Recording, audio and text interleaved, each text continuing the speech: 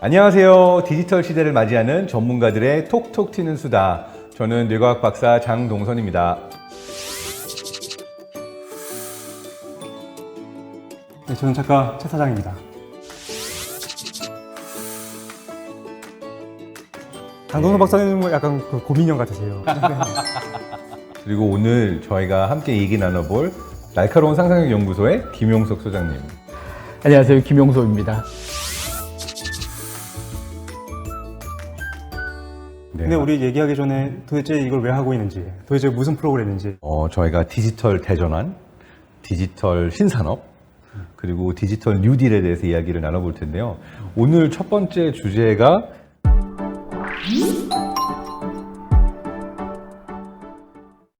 머릿속에 디지털 트랜스포메이션 하면 뭐가 떠오르시나요? 어떤? 근데 주워 듣기로는 네. 이게 4차 산업혁명이랑 유사한 단어다 정도까지만 알고 있는 것 같아요.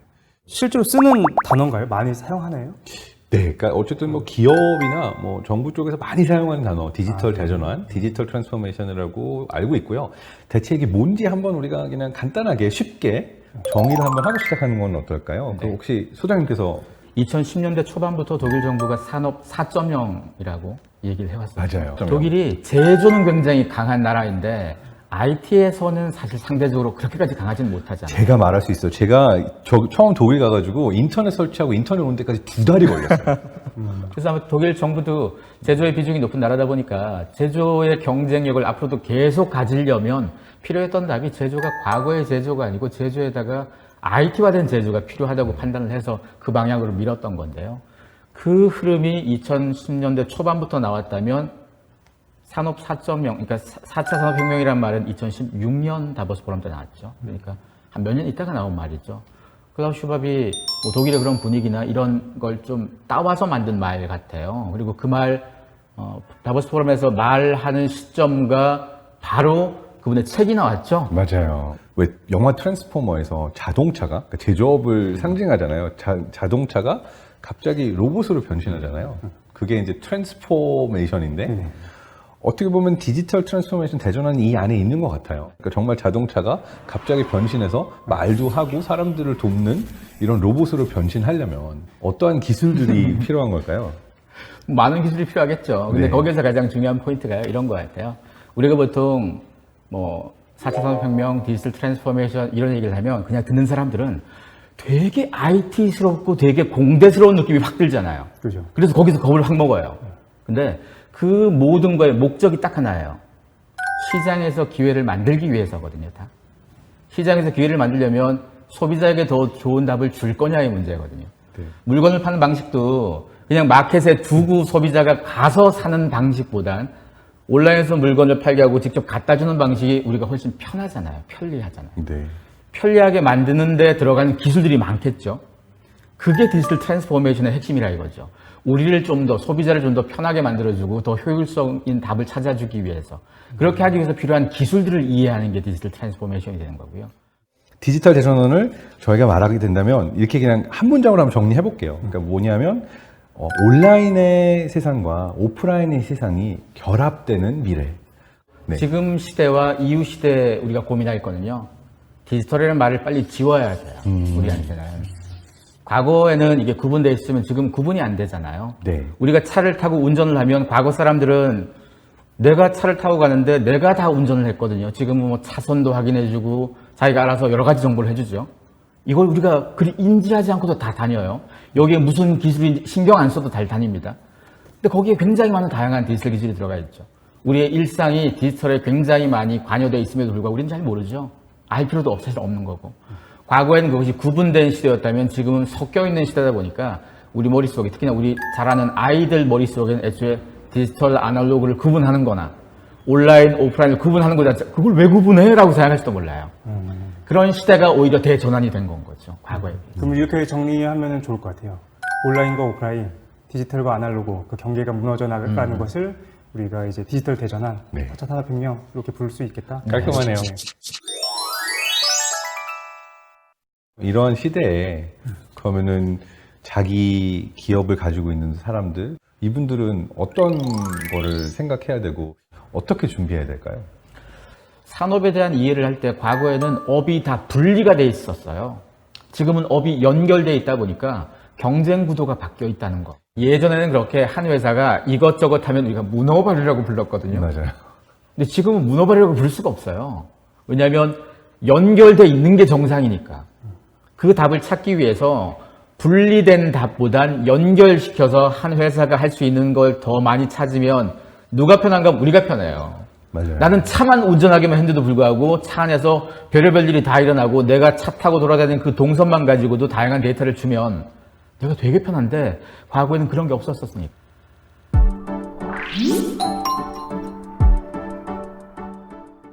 두 번째로 네. 언컨택트. 언컨택트. 사람들은 언택트라는 말이 조금 더 익숙할 것 같기도 해요. 요즘 언택트 많이 하니까. 저도 그 얘기를 많이 근데 해요. 참고로 언택트는 콩글리시입니다. 원래 그 단어는 언컨택트, 비대면의 의미라고 합니다. 지금까지 여러분은 박동선의 영어 교실을 장동선입니다. 장동선. 장동선 제가 미쳤나 봅니다. 장동선의 영어 교실을 보셨습니다. 네. 아닙니다. 네네. 그 언컨택트라는 단어로 또 책을 한 권 내셨죠, 소장님. 네.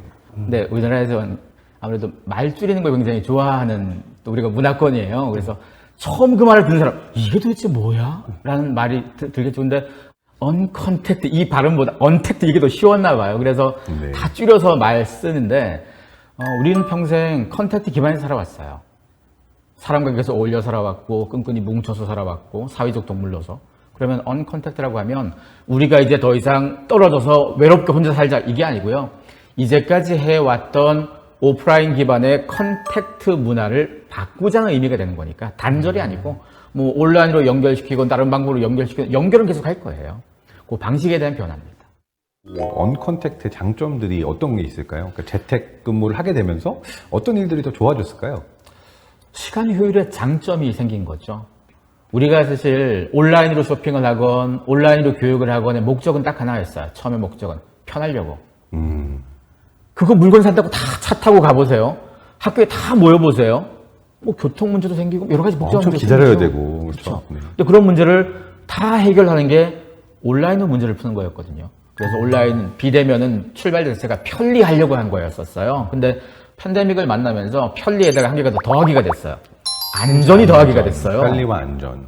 근데 세상에 우리가 살면서 편리와 안전 이 두 가지는 죽을 때까지 포기 못할 것 같은 욕망이잖아요. 근데 단점은 그러면 없나요? 언컨택트가 발생시키는 단점? 그러니까 장점과 단점이 둘 다 있는 것 같아요. 최 사장님 같으면 어떤 쪽을 더 선택하시겠어요? 저는 기업의 효율성이 증가하는 거는 당연할 것 같거든요. 괜히 막 회의를 질질 끌지 않아도 되고 눈치 보지 않아도 되고 그러니까 효율성이 증가할 텐데 그럼 기업이 그 효율성 증가로 인해서 발생하는 이익을 노동자에게 분배할 것이냐? 그렇지는 않을 거거든요. 맞아요. 반면에 효율성이 이만큼 높아졌네? 그럼 그만큼 불필요했던 부분들에서 인력을 감축하기 시작할 거고 그리고 이 일을 분배하고 그 체계 시스템만 남는 거잖아요. 거기 사람 사이의 공동체라는 어떤 조직 안에서의 문화 같은 것도 사라질 거고. 지금 최 사장님이 말씀하신 것처럼 이게 기업에겐 유리한 방식이 맞아요. 그러니까. 근데 그러면 직원들에겐 다 불리한 거냐? 그게 아니에요. 직원 중에서도 내가 들어온 지 1년밖에 안 됐지만 내가 되게 성과를 많이 냈는데 그 전까지는 10년차, 20년차 선배가 내 성과를 가져가거나 내 성과가 팀의 성과가 된다거나 근데 어차피 지금은 평생 직장도 없는데 예전은 평생 직장이 있으니까 내가 성과를 낸 걸 위로 이렇게 올려줘도 계속 버티다 보면 나도 나중에 그 위치가 되는데 지금 그게 안 되는 시대잖아요. 그래서 모두가 자기 포지션에서 1년 차건 2년 차건 상관없이 자기 성과를 쌓아야 돼요. 오히려 이런 시대에는 그걸 장점으로 생각하는 노동자도 사실은 많을 수 있다 이거죠. 근데 저는 이 디지털 대전환을 어쨌든 저는 좀 희망적으로 좋게 보려고 하는 이유 중에 하나가 디지털 대전환이 오게 되면 무조건 사람이 중요해집니다. 그러니까 사람의 데이터도 중요해지지만 어떠한 일을 할 수 있고 자신만의 꿈을 펼칠 수 있는 그런 사람을 기르는 것이 그 어떤 사업이나 물건을 만드는 것보다도 더 중요해지거든요. 왜냐하면 이 한 사람 한 사람의 사람들이 결과적으로는 언컨택트의 시대에 그리고 온라인의 시대에 모든 것을 만드는 주체이기 때문에 그래서 어떻게 보면은 이 디지털 대전환의 시대에 있어서는 그런 가치들이 좀 더 한 사람 한 사람에게 가까이 다가가는 변화라고 저는 이해하고 있고요.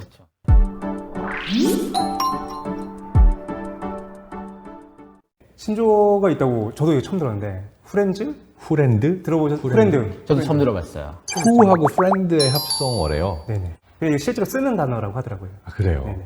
그리고 이거와 더불어가지고 밀레니얼 세대들이나 아니면 Z세대 같은 경우에는 이렇게 나누더라고요. 밀레니얼 세대는 1980년대 이후에 태어나가지고 이제 디지털 세대에 처음 신대륙의 첫 발을 들였던, 그러니까 이게 좀 사용하기 익숙한 사람들이고, Z세대 같은 경우에는 아예 디지털화된 세상에 태어난 지금의 아이들, 그러니까 그 디지털 원주민이라고 부르더라고요. 그 세대 차이가 이렇게 느껴지더라고요. 제 아들이 그 대표적인 완전 디지털 네이티브인데요. 네, Z세대. 그 둘째 아들이 지금 만 2돌이에요. 저는 뭐가 익숙하냐면 책을 이렇게 넘기는 게 익숙해요. 근데 얘가 어느 날 제 책 읽는 거 보더니 와가지고 이러는 거예요. 될 거라. 왜냐하면은 탭으로 모든 정보를 보니까 이게 미디어인데 이렇게 하면 커지나 해보더라고요. 애기니까. 근데 이게 정말 대표적으로 얘네들은 이 손으로 줌하고 클릭해서 넘기고 이게 훨씬 더 익숙한 세대인 거죠.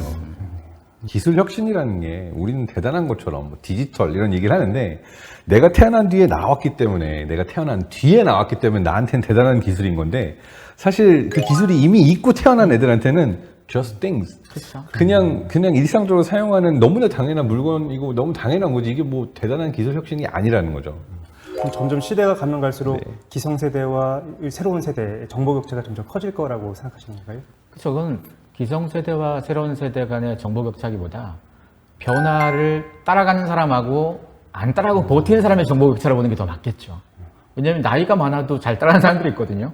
그래서 방금 말한 것처럼 어떤 세대 차이가 중요해지지만 저는 이 언컨택트와 디지털 대전환을 통해서 어떤 세상을 우리가 좀 꿈꿔야 될까라고 생각하는 것 중에 하나가 고령과 미래 세대가 하나의 커뮤니티로 서로가 알고 있는 것들, 서로의 내용들을 자연스럽게 전달해주면서 함께 살 수 있는 세상. 왜냐면 우리가 이건 뭐 고령자의 문제야라고 그래서 나이 든 세대를 따로 어떤 문제화 해가지고 이걸 해결책을 보는 거.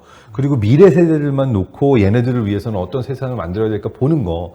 그냥 여기서 좀 벗어나서 지금 세상에 새로 나온 디지털 기술들을 통해서 이렇게 모두가 함께 어떻게 자신의 지식을 나눠주고 공유하고 같이 살 수 있나. 이런 걸 좀 같이 고민해야 될 시기가 지금이 아닌가 생각을 좀 하게 됐어요.